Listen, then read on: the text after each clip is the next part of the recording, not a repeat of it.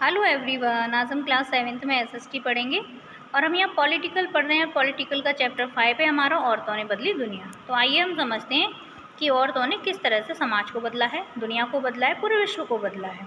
हम यहाँ भारत के बारे में बात कर रहे हैं क्योंकि हम भारत में ही रहते हैं। आगे जब हम बड़ी क्लास में आएंगे तब हम विश्व इतिहास में महिलाओं की स्थिति के बारे में जानेंगे, ठीक है। अभी हम अपनी कक्षा के अकॉर्डिंग हमारे भारत के बारे में जानने की कोशिश करते हैं। तो भारत में 83.6% महिलाएं खेतों में काम करती हैं, यानी कि जितनी महिलाएं हैं उनमें से इतनी महिलाएं 100 में से 83 महिलाएं जो हैं वो खेतों में काम करती हैं। उनके कामों में कैसे कैसे काम होते हैं, जैसे पौधे रोपना, खरपतवार निकालना, फसल काटना, कुटाई करना आदि उनके कामों में शामिल है। पौधे रोपना तो हम जानते ही हैं। खरपतवार मतलब पेड़ पौधों में जो घास उगाती है ना, उसको हटाने का काम। फसल काटना, जब ये फसल तैयार हो जाती है बनके तो उसको काटने का काम जो है वो महिलाओं का होता है। कुटाई करना, पशुओं के लिए जो भी फसल हमने बोई है उनका जो चारा है उसको काटने का काम भी महिलाओं का ही होता है। और इन सभी चीज़ों के बारे में हमें जानकारी मिली है शुरू 61वें नेशनल सैंपल सर्वे के अनुसार, जो 2004 और 5 में किया गया था, ठीक है।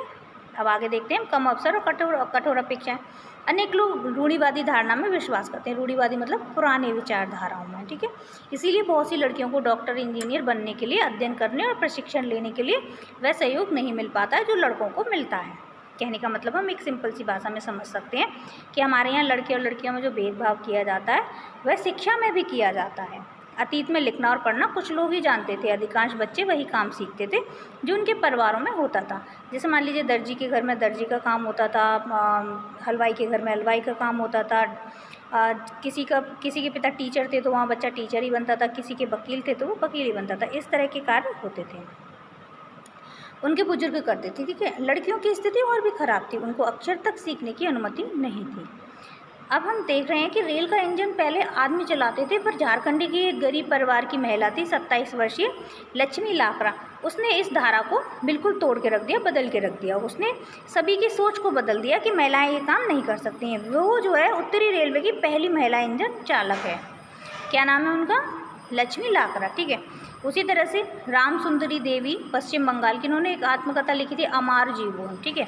रमाबाई पुणे की थी, उन्होंने महिला शिक्षा पर कार्य किया, जोर दिया। रुकैया सखावत हुसैन, ये भी एक लेखक थी जिन्होंने कोलकाता में लड़कियों की जो दयनीय स्थिति थी उसके बारे में लिखा, एवं कोलकाता में उन्होंने स्कूल भी खोला जो आज भी कार्यरत है, वहाँ पर आज भी शिक्षा दी जाती है।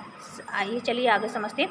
वर्तमान समय में शिक्षा और विद्यालय। भारत में हर 10 वर्ष में जनगणना होती है, जिससे पूरे देश की जनसंख्या की गणना की जाती है। इसमें भारत में रहने वालों के बारे में विस्तृत जानकारी एकत्रित की जाती है, जैसे कि उनकी आयु, उनकी पढ़ाई, उनका काम आदि। 1961 की जनगणना के अनुसार लड़कों और पुरुषों में 7 वर्ष एवं उससे अधिक आयु के यानी कि 40% शिक्षित लोग थे। तुलना में लड़कियों और स्त्रियों की अगर तुलना की जाए तो वहाँ 15% भाग ही शिक्षित था। 2011 की जनगणना के अनुसार लड़कियों और पुरुषों की संख्या में बढ़कर बदलाव हुआ और वो 82% हो गई।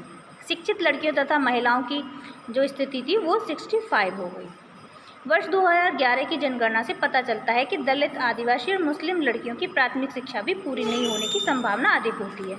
इनके अनेक कारण हो सकते हैं, जैसे ग्रामीण या गरीब क्षेत्रों में उचित स्कूल शिक्षक का नहीं होना, स्कूल घर के पास नहीं होना, पढ़ाई का खर्चा नहीं उठा पाना आदि जो है।